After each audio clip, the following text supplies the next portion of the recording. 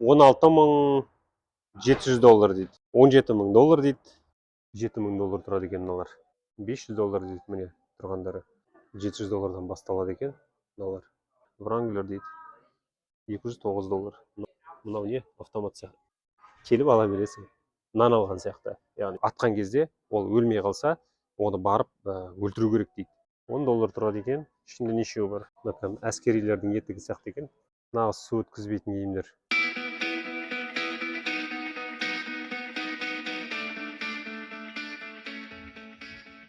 Ассалаумағалейкум ағайын.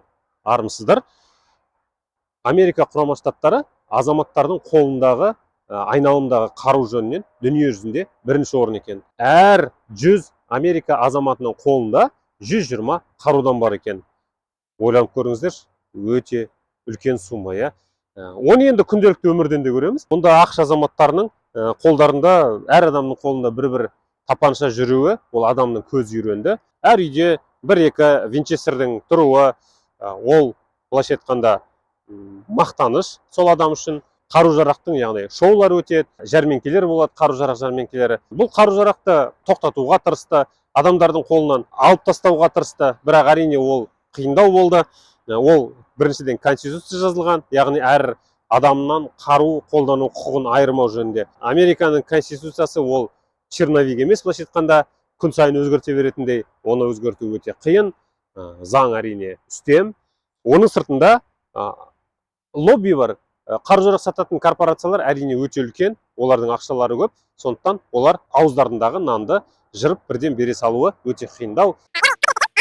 Сөзді әрине көп созбай, бүгін мен сіздерді мына дүкенге алып келдім. Бұл тек қана қару-жарақ емес, аңшыларға арналған құрал саймандар сататын дүкен. Ішіне әрине кіріп көреміз, және осының ішінде қару-жарақ дүкені де бар. Егер қазір ішін толық түсіруге рұқсат беретін болса, мылтықтардың түрлерін автоматтарға дейін, бағасы мен оқтың бағасына дейін түсіруге тырысамын. Қолдауларыңызға рахмет. Мына соңғы видеодан кейін менің видеомды көріп жатқан көрермендер де көбейді. Әртүрлі алғыстарды да көріп отырмын. Комментарийға жазған ағайын, барлықтарыңызға үлкен рахмет. Мен барлығын оқып отырам, көріп отырам. Ол маған мотивация береді. Тағы да қандай контент көргілеріңіз келеді, соны комментарийға жазыңыздар. Каналды қолдау үшін, яғни ана тіліміздегі контенттің көбірек таралымға бару үшін, яғни даму үшін, мынандай аямай бас бармақты басып жіберсеңіздер, егер каналға жазылмаған болсаңыздар, жазылсаңыздар, ол мен үшін өте үлкен көмек. Көп созбай, қане, мына дүкеннің ішін кіріп көрейік. Міне, дүкеннің аты сыртқы өмір әлемі деп аталады. Outdoor World дейді. $21.700 дейді. Тау тасқа шықсаңыз да, атып алған иелігіңізді арқалап жүрсеңіз де керемет. Немесе айына $327 төлеп алып кете бер дейді. Бұл кішірек түрі $16.700 дейді. Артында мынандай зат басып алатын, жүк басатын жері бар. Мынау да $16.700, яғни екеуі бір баға екен, иә? Бұл да $16.716 дейді. Сол түстер екен ғой, барлығы бір екен. Сол бір баға екен. Тек айырмашылығы түстер екен. Алты адамдығы 21.000 екен. Бұған адам көбірек сияды екен. Кәне көрейік. Я, артында 2 адам, алдына тіпті 3 адам мінуге болады дейді. О, қызық. Бұның 16.000-ықтардың телешкісі көтеріледі екен, ә? Көрдіңіздер ма? Мына 16.300 дейді. Тіпті қарасаңыздар, міне. Моторы қандай екені. Мұнда кішірек цилиндрі бар екен. Тіпті былай аударып тастайды екен телешкіні. Американың мынандай мәшинесіне қалай қарайсыздар? Chevrolet дейді. Ескі. Киноларда көріп жүретін. Бұның іші мынандай екен міне. Дүкеннің мына бөлігінде қайықтар екен. Бір қайықтың бағасы $850 дейді. Міне. Бұл қайықтар пластик екен. Бағалар әртүрлі. 650 дейді мынандай қайықтарды міне. Мынандай моторлылар бар екен. $17.000 дейді. $18.000. 15-16 мың негізі Американың өлшемімен, адамдардың табысымен меніңше қолжетімді. Одан да керемет үлкен әдемілер бар екен мына жақта. Кәне, бағаларын көрейік. Мынау тұрған $77.000 дейді. Менің ойымша 17 мың, 18 мыңның қайықтары ол қол жетімді. Себебі енді американдықтардың табысы үшін ол соншалықты қымбат деп айтпас едім. Міне мына тұрған қайықтар 30 мың, 35 мың. Мына артында тұрған қайық 35 мың дейді мынау. Арзандау керек болса, міне мына артында тұрған 17 мың доллардың қайықтары міне. Жай қарапайым темір қайықтар 17 мың, 18 мың, міне мына артында тұрғандар. Бұлар енді балық аулауға немесе аңшылыққа болады деп ойлаймын. Трейлермен тұр. Міне бір пикап сатып аласыз, іліп аласыз да кете бересіз. Міне атан қайық сатып алды да қазір магазиннен шығып бара жатыр. Қартайғандардың жағдайлары жақсы болады. Пенсияның ақшасымен да өмір сүреді. Есіктерінің өзі бұғының мүйізі ма нәрсе екен. Жүрейік, міне кіреміз. Hello. Мынандай нелермен істелген міне. Магазиннің кіре берсін. Аңның мүсіндерімен жасап қойған. Мындай әдемі қылып істеген міне. Ішсе адамдар мына жақтан кіріп жатады мінекей. Ай. Good. 7 мың доллар тұрады екен мыналар. Жүруге болады. 7 мың. Tracker дейді. Әрқайсысы 7 мың доллар тұрады. Мынау 10 мың екен. Енді бұл жақ әрине киімнен бастайды. Қайықтарды сыртта көріп шықтық. Міне Boat Center дейді. Қарасаңыздар, мына дүкен өте үлкен, кәдімгі іші музей сияқты. Мына дүкенде жоқ нәрсе жоқ шығар деп ойлаймын. Арт жақтың бәрі міне безендіріп тастаған, аңдардың терісімен. Тіпті міне майға дейін табуға болады. Қайыққа арналған май, машинаға арналған май. Магазиннің ішінде еліктер, бұғылар, мүйіздермен тұр мінекей. Қару-жарақ сататын бөліміне жақындалдық. Артымызда тұр.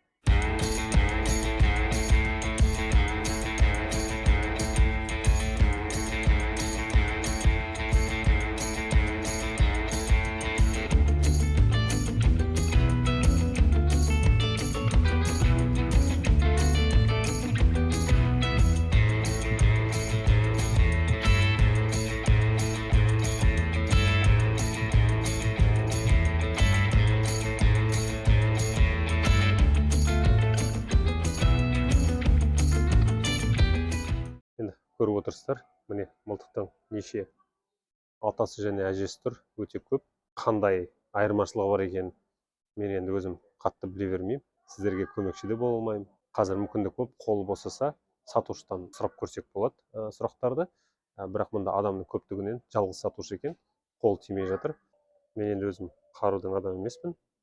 Бағалары міне көріп тұрсыздар. 500 доллардан басталып тұр. 500 доллар дейді міне тұрғандары. 550 доллар дейді. Бағалар анық көрініп тұр деп ойлаймын. Қазақстанда да аңшылықпен айналыспағанбыз, қарудан хабарымыз жоқ. Оқтарды да міне көріп тұрмын. Яғни бір қорабы 50 доллар. Мұнда міне оптикалар көрініп тұрса, міне оптикалар 400-500 доллардан басталады. 200 доллардан да бар екен тіпті. 1300 доллардан оптикалар бар екен. 2000 доллардікі бар екен. Енді бұны білетін адамдар өздері енді түсініп алатын шығар, қайсысының қандай екен. Мен тек видео ғана түсіре аламын енді. Комментарий айта алмаймын. Міне мыналар 99 доллардан бір оптика тұр. Оның несі жаман екенін білмеймін. Бірақ бағасы 99 доллар. Арзан түрлері 300-200 дейді бағалары. Мылтықтардың бағалары. Мен таңғалып тұрмын. 350 долларға да мылтық алуға болады екен, Міне 350 доллар, 329 доллар. Мыналар қалай? 700 доллардан басталады екен. Мыналар 800. Мұнда 1500 долларға. 1600 долларлық не? Снайперский винтовка сияқты екен үстірі. Мына қатардан көріп тұрған ең қымбаты 2300 доллар. Ең арзаны 600 доллар. Енді мына қатарға қарай жылжайық. Мына қатарға келсек, 2099-ды көріп тұрмын. Біраз қымбаттау деп. 2300, 3000, 900-ге бар екен. Мына тұрған түрі 3900 екен мінекей.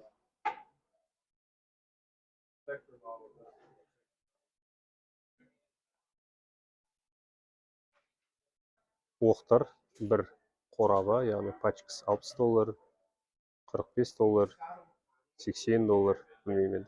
Ол калибрге байланысты екенін түсінемін. Бірақ жалпы бағалар осындай. Мұнда міне 399-дан басталады екен де. 600 дейді қарулар. Айнектің астында не екен көрейік қазір. Қарулар қолданылғандар дейді. Бұл түрі $900 дейді. Бағасы төмендетілген дейді. $900 тұрады екен.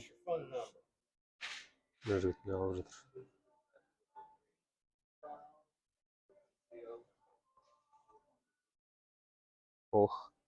Мен мұнда пистолеттер түсіргім деп тұр. Wrangler дейді.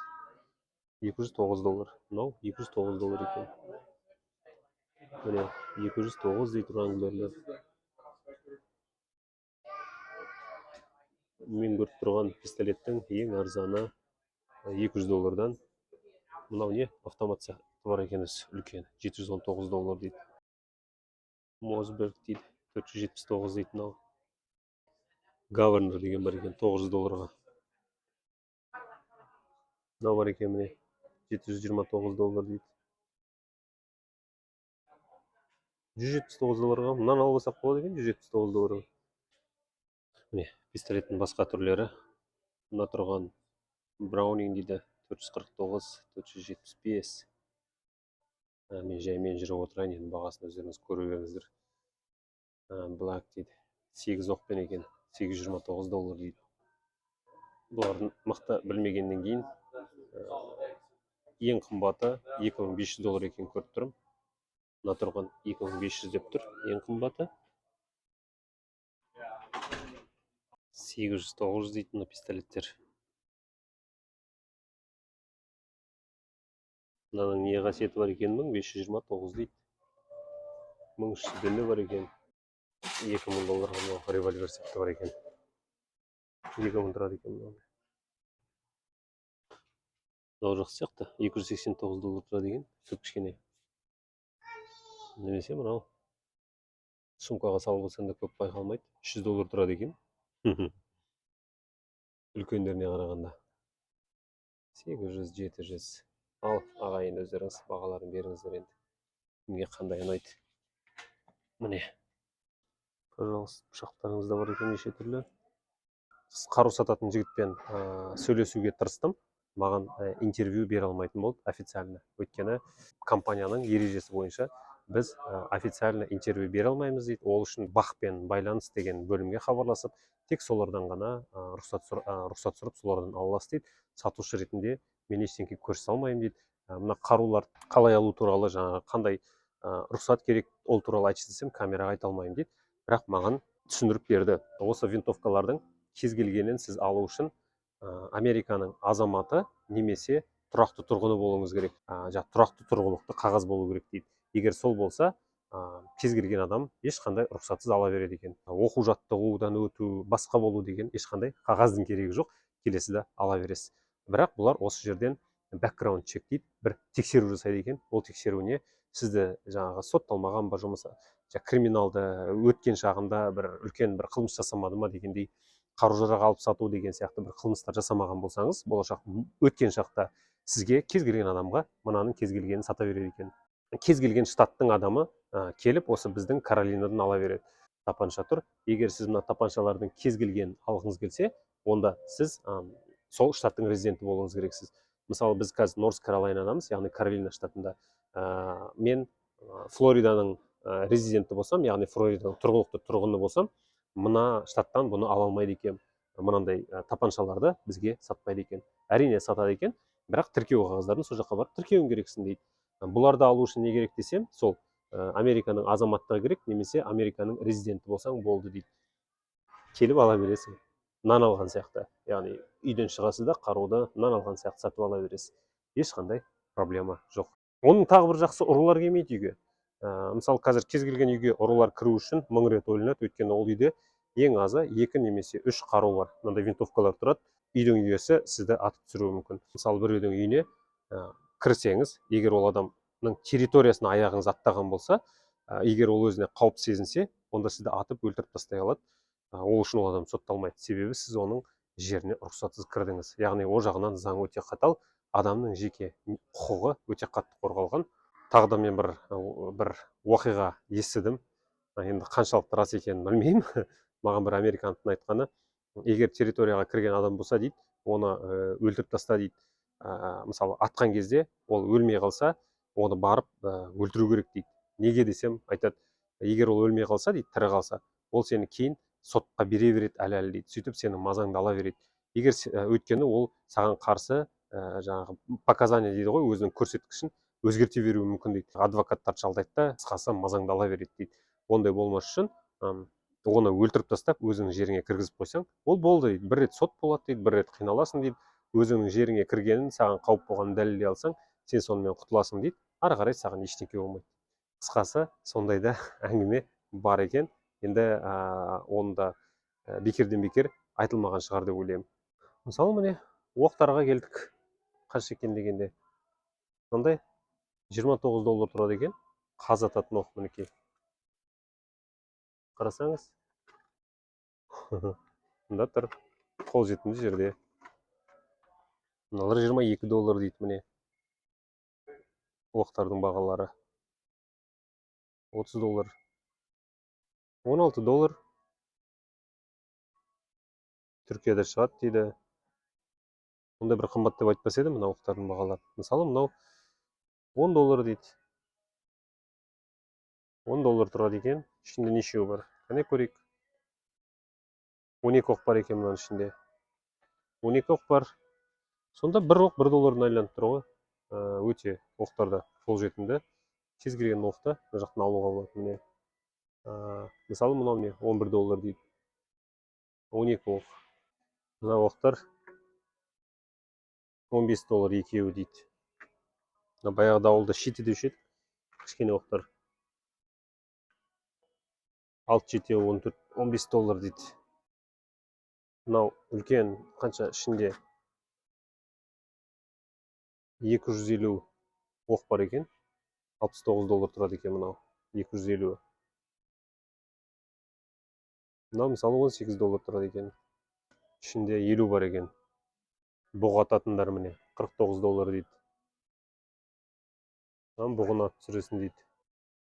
Ішінде 20 талы бар. $50. Бұғыныкі. Мынау $24 дейді. Оқтың өте түрі көп енді. Бұның барлығын қарап айту енді. Қысқасы 30, 40, $50 айналасында екен оқтардың өзінің бағалары. Мынандай камералар бар екен. Ағашқа іліп қоятын. Бағалары $100, $80, $70 дейді. $50 бар екен. Ағашқа іліп қоятын камералар.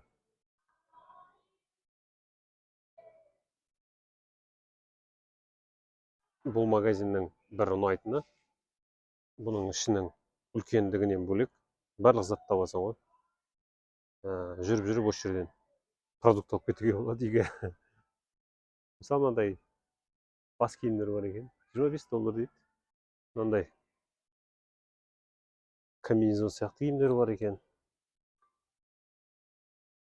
Бұлардың бағалары $200 дейді.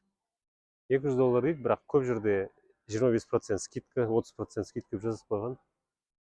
Мындай жемпір сияқты қалың, өте қалың екен. $239 дейді. Американдықтардың етіктерін көрсетейінші мен сіздерге. Ковбойлардың етіктері тұр. $114 дейді міне. Былғарысы былғар екен енді. Нағыз былғар екен, $114 дейді мынандай етіктер. $118. Мынау сейл дейді, мынау арзандау беріп жатыр. $79-ға. Сондай ақ етік, неге арзан екен? Соңғы размеріға шығар. Олардың бәрінің былғарылары тамаша екен, көрініп тұр. $109 дейді. Суға киетін етіктер. Әскерилердің етігі сияқты екен. Су өткізбейтін дейді. $99. $89 бар екен. Бағалар әртүрлі. $200 бар. Мына жерде бар екен, міне. Әскерилер сияқты, берці сияқты. Алғаннан кейін мынаны алу керек қой. Етігі де бар екен өзінің. Сүті де бар екен. Балық аулағанға. $200 тұрады екен бұл да. Іші жылы екен бірақ. Боти бар екен, боти. $160 тұрады екен мұның өзі. $169 дейді. Ал велосипедтерді көрейік. Мыналардың дөңгелектерінің өзі $600 тұратын шығар, иә. Мына велосипед $600 тұрады екен. Дөңгелегін қарап қойсаңыздар, міне. Дөңгелегіне қарай қымбаттай ма? Жоқ, сондай баға екен. Мыналар тіпті қымбат екен. $500. Бұл енді профессионалды тауға арналған билет. Өте арзан екен. 3799 болған екен. Қазір $2649-ға түсіпті бағасы. Міне, көріп жүріңіздер. Рейнджер деген велосипед. 2,5 мыңға сатамыз дейді. Мына түрі тіпті бұрын 5500 тұрған екен. Қазір 4300-ге береміз дейді. Алатын адамдар болса хабарласыңыздар. Арзан велик міне. $349, $350 да бар екен. 200-ге де бар екен міне. $279 дейді мына түрі. Қайықтың катамаран сияқты түрлері де бар екен. Мына қайық $1000 екен. Міне. Америка Каролина дейді. Каролайна біздің штат. Футбоксын қойып қойыпты біздің штаттың. Балықшыларға арналған бөлім екен. Балықшы болсаңыз осы жерден шықпайды екенсіз міне. Мына қармақтар $60, $70, $40 дейді. $20 бар екен арзан түрлері. Мына түрі тіпті $16, $13 бар екен. Бұлар тіпті арзан екен. Мыналар $100 қармақтар екен. Сап мынандай. Мынаған $180 сатып алсаңыз, отырып алып суда балық аулап отырады екенсіз міне. Астында 120 бар екен. Камера сияқты. Міне. Нағыз су өткізбейтін киімдер. $160 дейді. Мынау $99 дейді. Резиновый нелер. Бірақ сапалар күшті екен. Материалдар көріп тұрмын. Қолға ыңғайлы. Мынау жай материал, мынау резина сияқты екен. Мыналар бір жылы материал екен. Ішіне ұстасаң да жып-жылы. Бұлар $200 тұрады екен. 200, 150, 160. Әртүрлі бағалар. $120-ға да алуға болады екен. Мынандай арба бар екен. $270-ға бәрін салып алып жүре береді екенсіз қармағыңыздан бастап. Мындай сөмкелер бар екен міне. $200, $90. Мына үлкені $99 дейді. Қайсы бірін түсіре берейін деп айтайын ба? Өйткені өте көп қармақтың түрлері. Мына тірі балық па, өтірік балық па? $5 тұрады екен ана балықтар. Неше түрлі түстері бар екен өзің. Жылтыр барықтар бар екен $5-ға. Ішінде 4-5 тал ма? Олардың бағалары $399 дейді. Каяктар.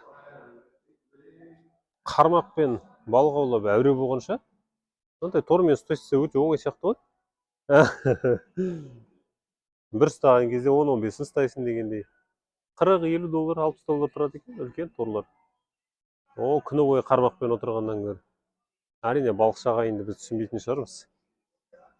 Балықтың әңгімесі енді басқа ғой. Бірақ тордың неше түрі бар екен міне. Бұл дүкен тек қана бұл аңшыларға арналған емес. Бұл жақта аң емес, адамдар тек кэмп деп айтады, демалысқа шығады.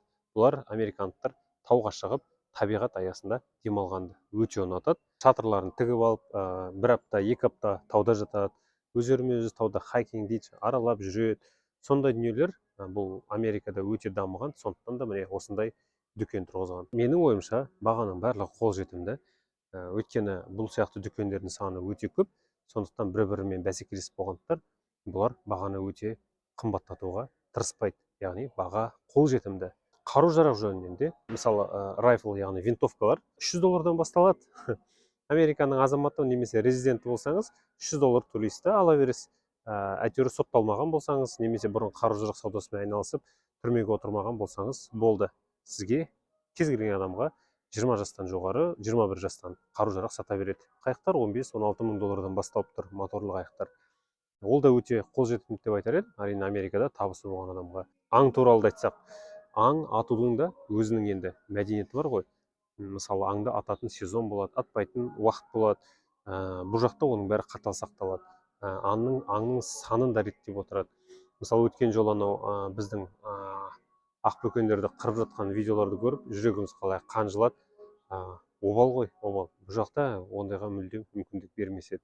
Бүгінгі видеомыз енді осымен аяқтайын деп ойлап отырмын. Жалпы каналдың дамуына үлес қосу үшін бас бармақты басып жіберіңіздер және каналға жазылсаңыздар керемет болар еді. Қазақ тіліндегі контенттің жоғары көтеруіне, ютубтың алгоритміне өте жақсы әсер етеді. Тағы да қандай тақырып сіздерді қызықтырады Америка туралы, соны комментарийға жазсаңыздар, мен топтап ең көп сұранысқа ие болған тақырып туралы видео түсіремін. Қай жерде жүрсек те қазақша сөйлеп, қазақ екенімізді мақтан тұтайық ағайын. Аман сау бар болыңыздар.